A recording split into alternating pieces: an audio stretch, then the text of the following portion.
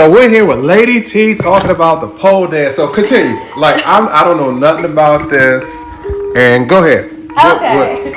So hold up. Give me an introduction. So how did you get involved with being interested in pole dance? Watching P Valley, I'm not even gonna lie to you. Well, And P Valley's been a hit show, and it makes sense. So it's probably inspiring more people to. yeah, and honestly, I've always been fascinated with strippers, and I think it's a genre. There's a lot of girls, and even strippers will tell you that a lot of women are fascinated with seeing women on the pole, working the pole, and just being sexy and confident. I gotta interject.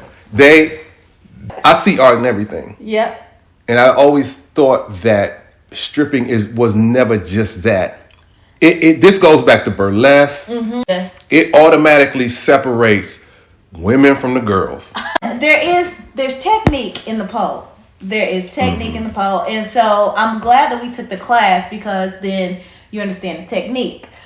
There's girls of all shapes and sizes in this class. One that freaks me out the most is when they are like, I don't know, I'm making this up, like 8-10 feet up, and you drop to like 3 feet and suspend yourself with your legs. I'm like, yo, think of the level and the skill of concentration. You have to drop knowing you're not going to hit the floor. Right. And they always stop well above that point. And I'm just like, yo, that's amazing. That is incredible. Like, they don't show you any videos? No. Or do they specify anything like, hey, what y'all see on TV is not like, do they say anything? Yeah, like that? there's a whole script. So they're like, before, if this is your first class, these are things that you need to keep in mind.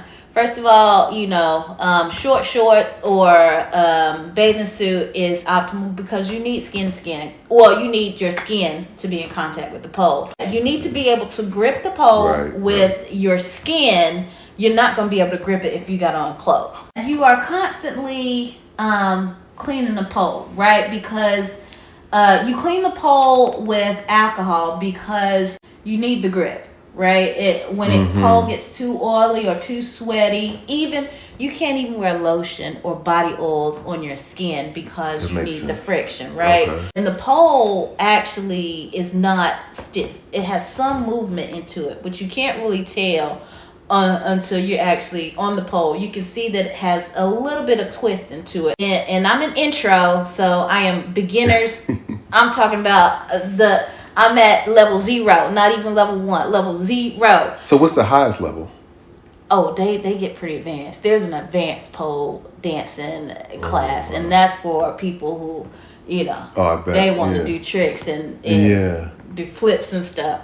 You're on the floor more often than you think because there's a lot of moves on the floor that they're teaching you, and actually, like, the floor is hard.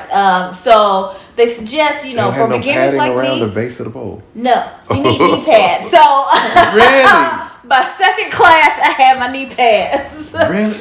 It's one move, and it's actually a fairly common move. But basically, you're flat on the floor, but your butt comes up first, and you're sliding on the floor, but visually it's very stimulating because you see the back arch, and they teach you a lot of moves. And in the intro class, you're learning a lot of transitions, right? And you're learning to be comfortable in the pole, and you're learning sexiness.